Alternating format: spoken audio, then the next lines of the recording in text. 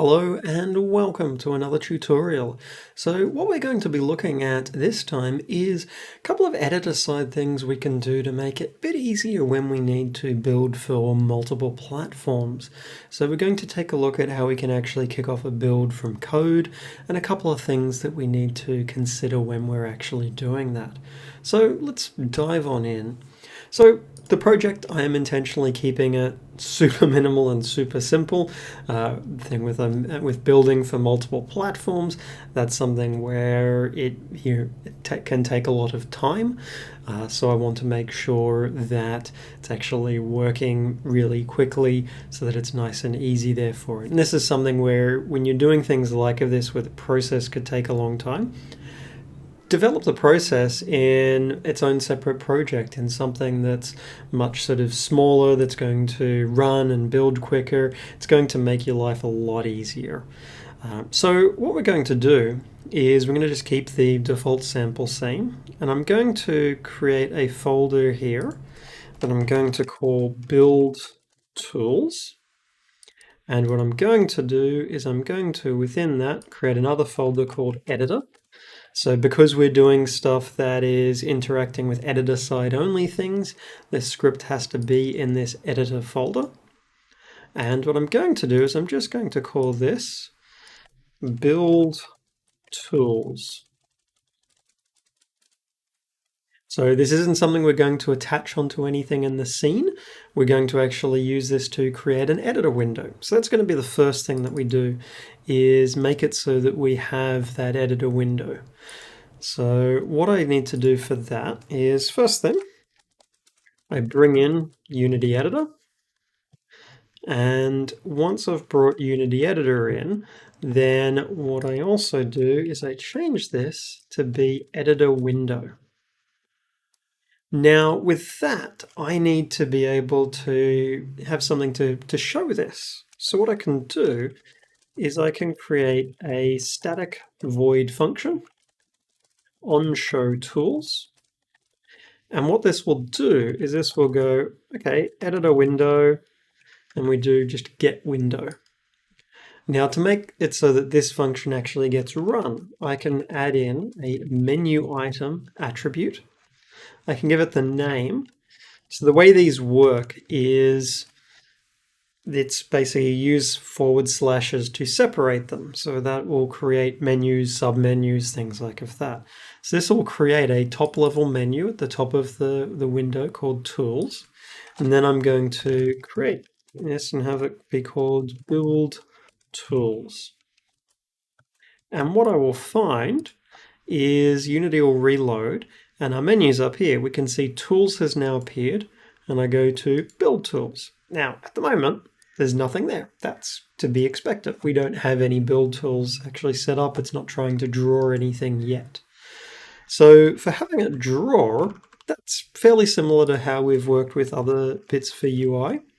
So we have our onGUI function. Make sure we get the case correct. So what we can do is, when we're building for multiple platforms, well, the major things is we need to select the platforms. So what I can do is I'm going to put here GUI layout. We're going to just draw a label, platforms to build, and we can say we want that to be a bold label. Now to get the list of platforms, there is this build target enumeration, which has a lot of entries in it. And associated with that, there are also target groups. And it's that combination of a target group and a target that needs to be provided when we're building. But as we've seen with other things, some modules might not be installed, so certain build targets require certain access.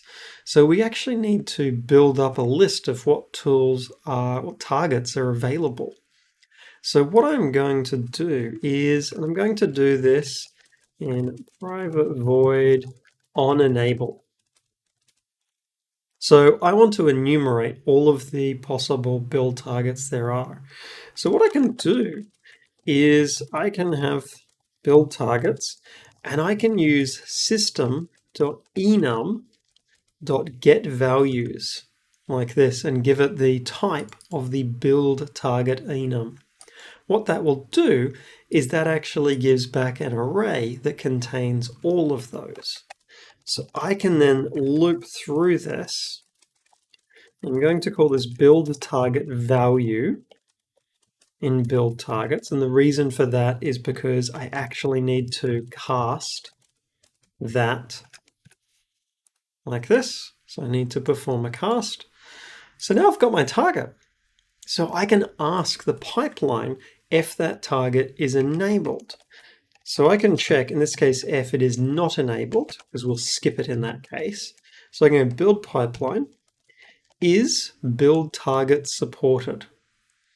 Now I need to then give it this target group. So what I'm going to do is I'm going to set up a helper that will be get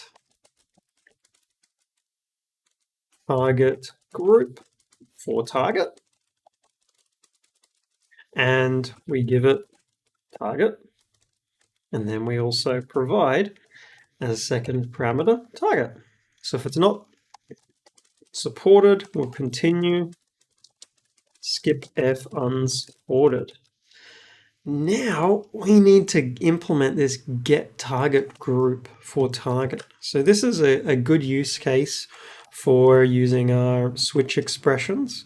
So this is where I can have build target group. We have our function name, we have our parameter exactly as we normally would with things. But then I say that this is target switch. And then I need to now populate this. So we need to have a default value, which what I'm going to do for the default, normally we would throw an exception. That's actually the general thing. But if we go and take a look at the build target, this has a lot of entries in it. And I'm actually going to start by copying these over, and I'm doing that for a very specific reason, because that's going to bring over the comments, and that's going to make this a little bit easier to see what's sort of happening. Because we can see there are a lot of ones here that are obsolete. So I'm actually going to go through and I'm going to remove any of these ones that are obsolete. Now, conveniently, with the obsolete attribute being used, the comment indicates what the appropriate other one is to use. So it can clear out a lot of ones, and the remaining list is not going to be overly surprising. So we'll keep in all these. We will probably then thin this list down a bit further again, but this gives us a cut down list of ones. And there are some ones that, for example, things like PS4, Xbox One, your Nintendo Switch, stuff like that, those, unless you actually have the appropriate license, you're not actually going to be able to build for those anyway. So what I'm going to do is we've now got our thin down list. I'm actually going to thin this down a little bit further because there are ones here, it's a lot of different ones. And it's something where if you find there is a target that you are needing that is not in this list, that's something that's quite easy to add in. What I'm actually going to do is I'm going to pretty much only keep the sort of most common ones that I would expect are likely to be used. Now, I need to indicate these are all within the build target enum. And then what I do is I indicate which group it's returning. So build target group dot standalone. So for quite a few of the things, so stuff like our OS X and Windows, both versions of the Windows, the Linux 64 one, those are actually all going to be standalone. So it's one of the cases where that group actually has multiple targets under it. In a lot of cases, a target group only has one target for it. But we can get these set up, and we'll set up WebGL as well. So we'll have our build target group, WebGL. And what I will do is normally we'd throw an exception. In this case, instead, I will give back the group of unknown. So now this is going through, skipping if it's unsupported. So that's good. We need to make sure we have our semicolon. But then we need to be keeping track of our targets. So I need to stash that somewhere. And because these are going to be something that we can turn off and on, what I'm going to do is the dictionary, the key is going to be the target. The value will just be a Boolean. And then here on enable, I want to check, okay, well, if build targets, and this I'll actually call, change this to platforms to build for, or platforms to build, maybe targets to build, actually. It is a platform, but I think calling it targets to build is going to be a better naming for it. So if targets to build does not contain the key for this target, then I am going to add that in, but I'm not going to default it to building for it. I'm going to default it to off because there's a lot more targets that we might have installed than we're actually needing to build for. So we add the target if not in the build list. Now, because of how we're going to be working with this, it's actually going to be really helpful for us to maintain a list of available targets. So available targets. And that's going to be our new list. And what I will do is available targets, I'm going to clear it here. And as we find ones, I'm going to populate that. Now, the reason for doing this is it's quite possible we could have some stale data there in our targets to build. I'm trying to avoid rebuilding these too often. So what I need to then check is, do we have a record of a target that has now gone away? It's very, very unlikely to happen, but just being a little cautious with the code, ensuring that we're handling it in a safe way. So check if any targets have gone away. So that, for that to happen, we would have to have a difference in the count between our targets to build and our available targets. And in particular, our targets to build would have to be greater than it. So if that's the case, we'll find the ones to actually remove. So I would loop over target in our targets to build dot keys, and I would check if the available targets does not contain that, then I'm going to create another list here because we can't modify the dictionary while we're looping over it. And so we're going to have a list targets to remove. So it does get messy when you're doing a lot of ones like of this. It's not pretty or elegant code. That's okay. Sometimes there isn't. There are ways that you could do this a little bit cleaner using something like a link, but the performance is often not going to be better. So build the list of removed targets. Clean up the removed targets. So now we loop through every target in our targets to remove, and we just go and say, okay, targets to build, remove that one. So it's a little bit of a winding process, but it ensures that these dictionary and the array here, the list, is going to be up to date. And this is a common setup because we can't modify a dictionary while we're looping over it. So we can't do the removal here. And with a dictionary, it's not just that you can't remove things. A modification also includes changing a value in it. So even setting the value corresponding to a key, that will actually cause an exception. So we're doing this all to avoid potential issues there with that. What this now means is I can display the build targets. So for each target, and I loop over the array, the list of targets, so that what I can do here is I can go targets to build, target is equal to, and I can do an editor GUI layout, a toggle. I can go target to string, and then I can give it the value. And what we'll get is we will get a series of checkboxes, series of toggle boxes, and those will correspond to each of the platforms. So we've got that saved, and we can see here, we've got each of our different ones, which is good. So that's excellent. We've got that organized.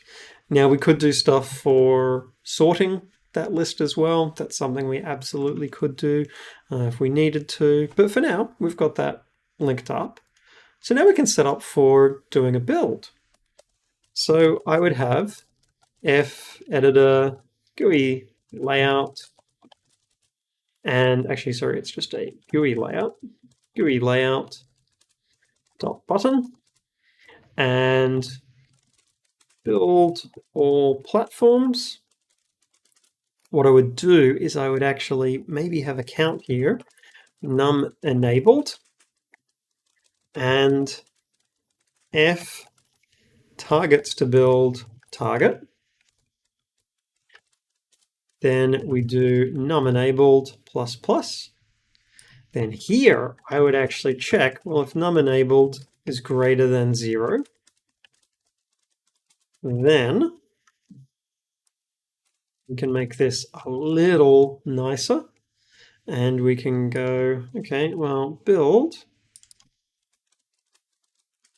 num enabled platforms. So what will happen is that button will not be visible initially, but when I enable ones, we can see it appears. And just because I want to be a little bit pedantic, string prompt, if num enabled is equal to 1, then it's build one platform. Otherwise, we use the version that has the plural in it. So then that's our prompt. So now we can actually kick off building. So attempt to build. Now what we can then do is we can tell it the list of platforms that it needs to build for. So, okay, we've worked out which ones there. We're going to grab out build target, selected platforms. It's a new list. Now I could do something like link and that again to extract this out. I think it's overkill for a scenario like of this. But what I would do is I would go and check target in, and this is something we could also do this where it's actually just allocated up here and we clear it and then add things in. But I think populating it just when we go and do a build is entirely fine. So selected platforms, and we would be checking F targets to build for that target. And selected platforms, we add it. Then I want to have a function where what I'm going to do is I actually want this to be a coroutine. And in particular, I want this to be an editor coroutine. And the reason for that is that's going to make it a lot easier for tracking with the fact that this happens over time. So I'm actually going to have here an I enumerator, and this is going to be build platforms, or we might call it perform build. and it will take in a list of build target, platforms to build, and all we'll do for now is just a yield break to exit, because this is a coroutine that's in the editor. So the editor coroutines are something where to access them, it is a thing that we need to actually go to the package manager. And so we've got this available to us. And we can see that it's listed as already installed, which is great. It's what we need. So then what we need to do is actually bring this into our project. So we bring in using Unity editor, Unity.editor coroutines.editor. So it's a bit of a windy path there. We also are going to bring in the editor build, and under editor build, the reporting side. So there's a few bits we generally are going to need. Now, in terms of starting the coroutine, it's quite similar to how we would normally start one, but we go via this editor coroutine utility. And then we can say, and we've got a couple of options. We can either start a coroutine and give it an owner, which in this case, we do have the window that can actually be the owner, but if we didn't, we could use ownerless. So I'm going to start the coroutine. In this case, the coroutine is perform build, and we give it our selected platforms, and the owner is ourselves. So that will kick off the coroutine, which is good. So what I want to then be able to do is actually have this run. Now, one of the things when you're doing a build, there is a very large chunk of that where it essentially locks up the editor, where what is happening, you can't interrupt anything like of that. So what I want to be able to do is indicate the progress, but there's a couple of things I'm going to have to do in order to be able to do that. So we can use the progress API. So I can say progress start. And in this case, the name, well, I would use similar name to here, build all, and you could give it a description. So building all selected platforms. Now, in terms of the progress options, I'm actually going to make this a sticky one, which means that it will remain after we have actually finished. And I'm going to keep track of the ID that it gives me back. So build all progress ID. So that will kick that off. And what I would often do, just so there's a chance for this to actually have time to display. Firstly, what I'm going to do is go show details, so the progress window pops up. And then I am going to do a yield turn new, and in the editor, we don't use wait for seconds. We use editor wait for seconds. Just going to wait for 1 second so it puts up that build all message.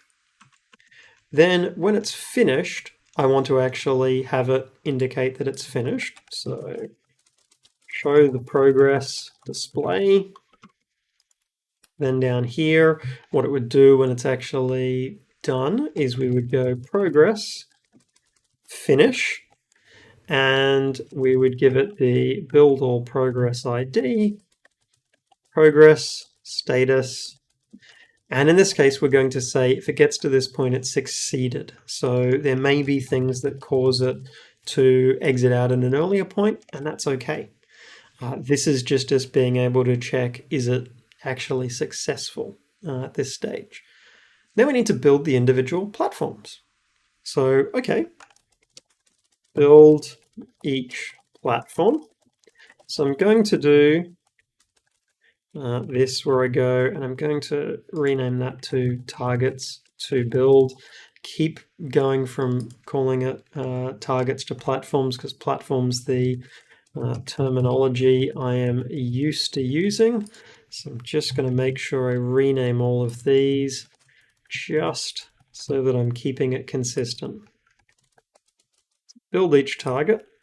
So target index starts at 0. So we're looping through our targets to build using, our sort of old style way of looping through things. That's intentional because that's going to make it easier for me doing a couple of things on the progress side.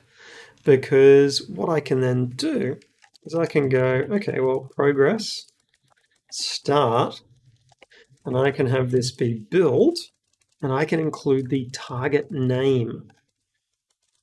So I'm going to grab here build target, which is our targets to build at that index. So we'd call this build target toString. And what I can do is when I start off this progress thing, I'm not going to give it a description.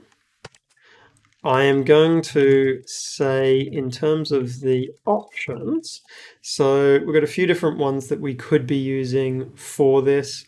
This is something where I would still keep this as being a sticky one, but we give it the build all progress ID. So it has the progress info there for the parent. So this will mean it'll appear as a child task under that. So int build task progress ID, and I'll just collapse the Solution Explorer so we can see that. And again, what I would do is just a small wait for it to update. Then when it's finished, assuming it worked, which for now we'll assume that it is completed. So build task progress ID, and we'll indicate that it succeeded. Again, do a small update. So the reason I'm doing this is something that should allow us just to test, is that sort of progress side working? Okay, so we've set it up so it should be displaying our progress. Now if we go and run it, and what we'll do is we'll select a bunch of ones and tell it to build. And we'll see as it completes very quickly, but we don't see anything appear under it. So the only way that can happen is if this for loop isn't running, which would mean that our targets to build is empty, which means selected targets is empty. And if we take a look here, we should have used available targets. So very, very easy to have happen. Now with this, we come back and select all of our ones, tell it to build, and we can see the different ones have appeared under it.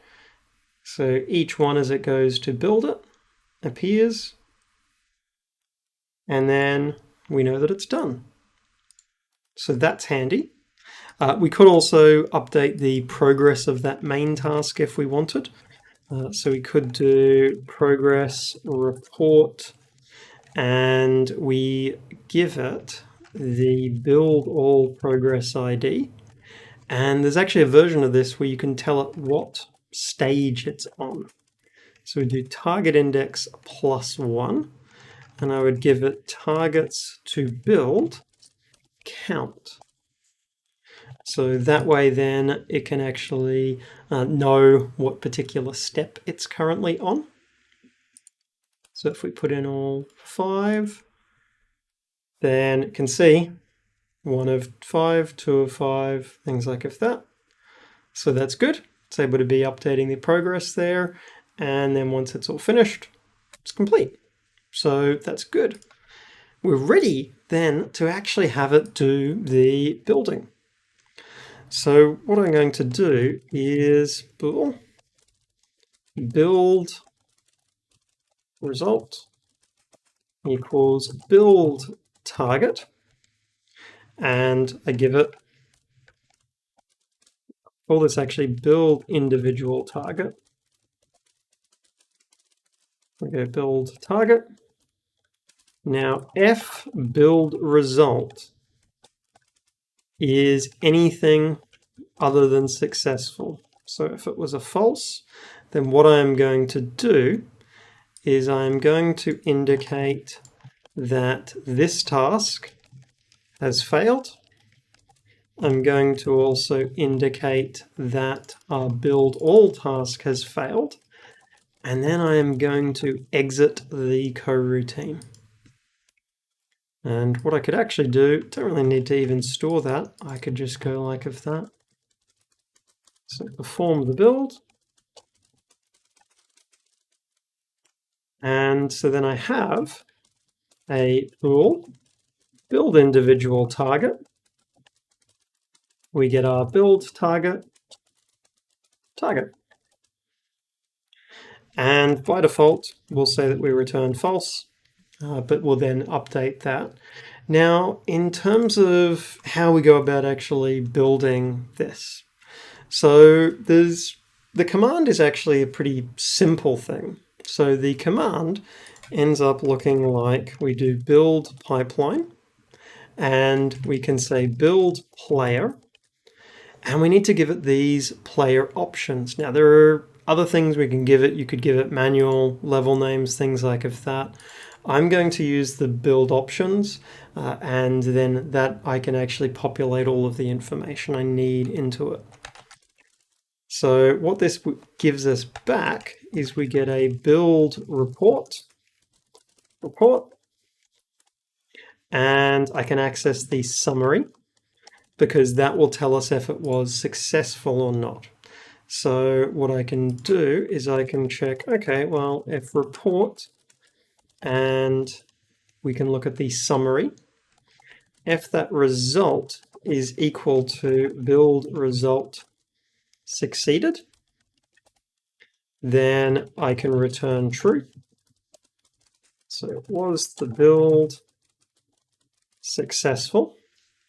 Now, if it was, it could be useful to log out some additional information there, which we can access in the summary. We can see things like the start and end time, can see the total size. So there's a bunch of different things we could log out there if we wanted to. We also get the total time there as a time span. So quite useful in terms of the different things. So our time span, what I could do, debug log, build for target to string, completed in seconds. So just log out that information. Otherwise, if it failed, be useful to see, okay, summary. Well, let's look and see what other information we've got. So the result, potentially useful. We can see stuff there like the total number of errors. Now the build result, we want to take a look and see, is there useful things in logging that out? Probably not. The actual build errors will get logged out anyway. But in this case, I will just log out build for, and we'll indicate the platform. Failed. The build player logic will actually log out the information we need anyway, so that's fine. So now we can set up our player options. So the build player options. Now we just create a new one of these, and then we can start to configure the build. Start build. Now, in terms of options, there's a bunch of different things we need to actually provide in here. So one of the things is we need to provide a list of the scenes to build.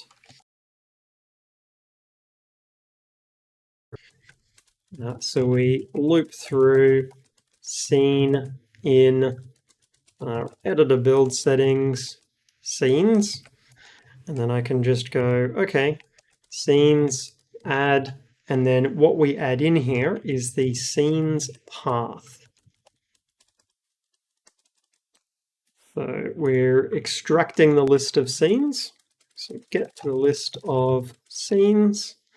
And then the final thing we would do here with that is we would go options, scenes, it's equal to scenes. So, okay, that's good. We've configured the scenes. Well, there is stuff we need to configure in terms of the target. Now that we can go to array. So we'd go options, our target is equal to target. And you saw we had the target group appeared. So we need to get target group for the target. So, okay, good. We've provided the scenes, we've provided the target. There is stuff if we wanted to, we could provide extra scripting defines. This can be something that's really useful. You might want to have different build options there where there's extra stuff you configure. So you can access options extra scripting defines. There's not anything extra I'm going to add in, but that is something we do have access to. Now, some builds, and you'll most commonly see this with things like iOS, if you've already got an existing build there, it can append it. So that's something where we can check, okay, well, if build pipeline, and we can ask it, can you append a particular build? So we give it the target. Now we give it the location, which will end up being, we haven't populated this yet, but we will, the location path name. Now, what we get back from that is a can append build, yes, no, or unsupported. So if we can append it, then options, what we do is we have under options, there is options again, and we can set that to build options dot, and we can there's a couple of different ones we could set here, and we can see things like debug build, stuff like that. In this case, we want to accept external modifications to the player, because for something like an iOS build, it generates a project and then you are often configuring things on that. So this will have it preserve that if it can. It won't always be able to, but if it can, it will preserve it. Otherwise, we set that to build options.none. So we just leave it at essentially the defaults. Now we need to set the location path name. And this is something where certainly for Android, we actually have to have a specific special case for it. It's the only platform I've encountered where that has been necessary, but just something to be aware of, that if you do encounter some odd build errors, this will be something to actually check. So I know with things like iOS, it's been fine, but that's something where it is a possible thing that you might run into. So with Android, what I actually have to do is for setting the path name, well, first I need to get the APK name. And what I do for that is that's going to be player settings, product name, plus .apk. Then the path becomes, so options, location path name. We're going to do a system IO path combine. And what we're going to do is combine builds. So I always put the builds under a folder just called builds. Target to string, so each target platform is under its own separate one, and then APK name. Whereas for everything else, we just give the folder. So it makes it just a little bit easier. Everything else, we generally just give it the particular folder, but with APKs, we need to actually provide the particular path. That's just something I've found that I've run into with it. Now, when we build this, we'll look and see what we get in terms of the output, and it may be a case that there are other ones that we need to do this special casing for. So set the location path name. So we should be pretty much ready to do this. Now, one thing that could happen is when it does interrupt the builds, which, those can fail, and we just need to fix up our naming. If a build fails, so when it goes to build, it does actually switch the platform there. So we could, at the end of this, be stuck in a platform that is not what our current one is. So to make sure that we always return back to whatever target we originally started as, I'm going to keep track here. Original target is equal to our editor user build settings, active build target. Then in these cases where it fails, I'm going to check, okay, F editor user build settings, active build target is not equal to that. Then I want to go and say editor user build settings, switch build target. We have to use the async one. The other one is deprecated. We get the target group for target. We just ensure that we reset back to the state that we started in, and we'll do the same here as well. Just ensures we're leaving things in the correct state. Now, we haven't gone and made sure that the folders exist, so it's very possible, and we'll just test it with one single build, and I'll do Windows to start. It's very possible this will actually fail, because I don't know if the build pipeline correctly creates the paths. It might, but I don't know for certain. And something where it's like, yep, I could write the code for creating the paths. That's reasonably straightforward, but I don't know if I'll need it. So if I'm not sure if I'll need it, I'm not going to go and write that code until I actually, test. And in this case, it did indicate that it successfully finished building. So what I would do is I can go to this. I've got my folder here.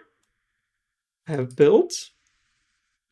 And we can see it's created it just here. So that setup we had to do for Android, we actually have to do that for Windows as well.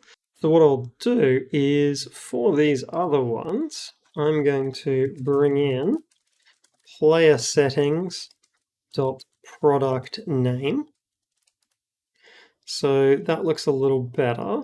Let's test that with, we're going to, this time, let's continue, just have it build our standalone Windows one. And we'll see it did create the folder, which is good. But we'll see whether that works out and it's a bit of a deeper folder sort of hierarchy, which created standalone Windows. And let's put the correct files there. So that looks good. So let's test this out. A little bit more of a test. Let's make it build all of the platforms. So we can see it's doing standalone OS X first.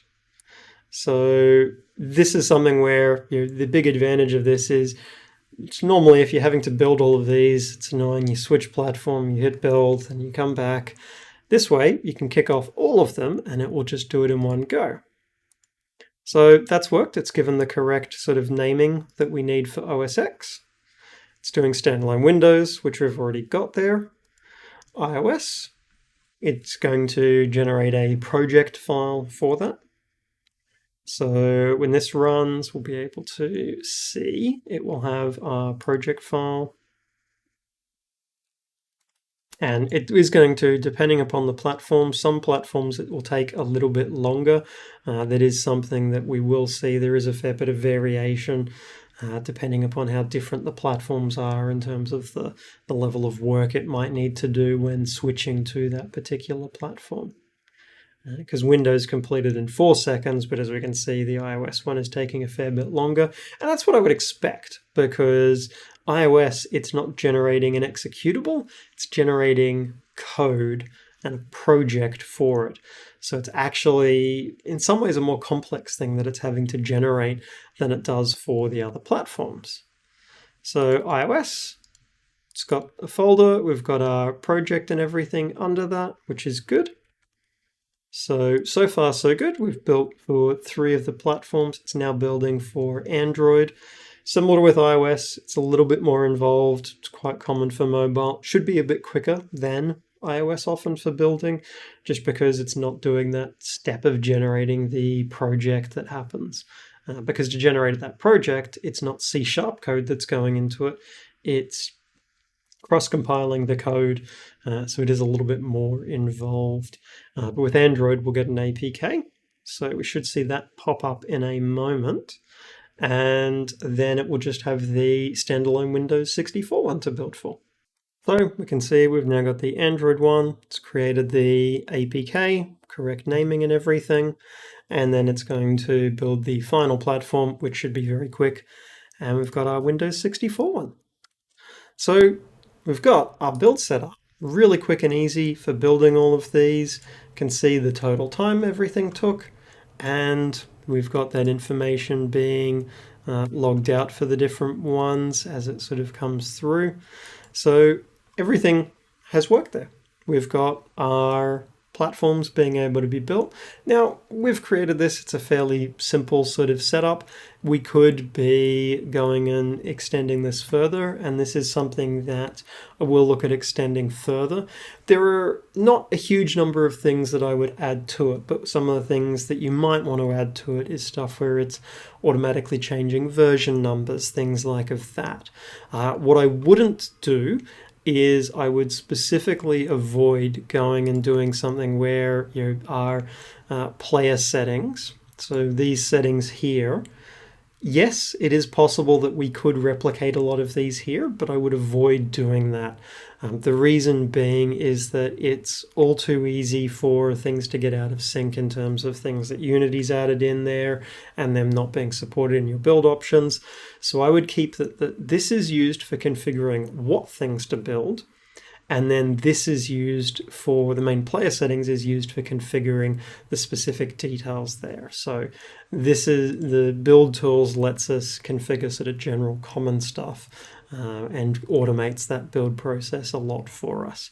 And that's the thing, the same process you could, if you were wanting to set up your own build machine, you could look at using some of the stuff from this to actually go and create your own build machine there if you needed, so that you can build your code on, another computer or in the cloud, something like of that.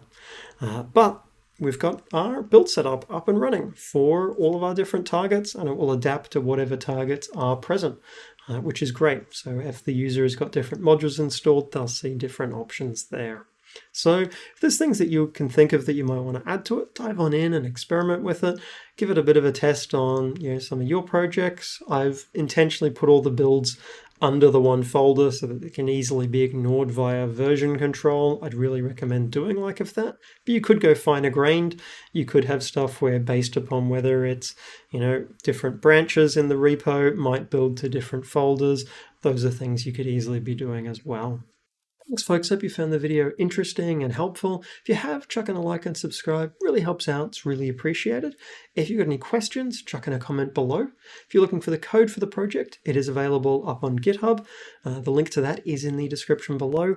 There is also a link in the description to a video archive, which is a searchable archive that you can find all of the videos. You can search based upon descriptions. They're grouped into a lot more different categories there. So if there's a particular thing you're looking for, that's going to be the easiest way to try and track that down.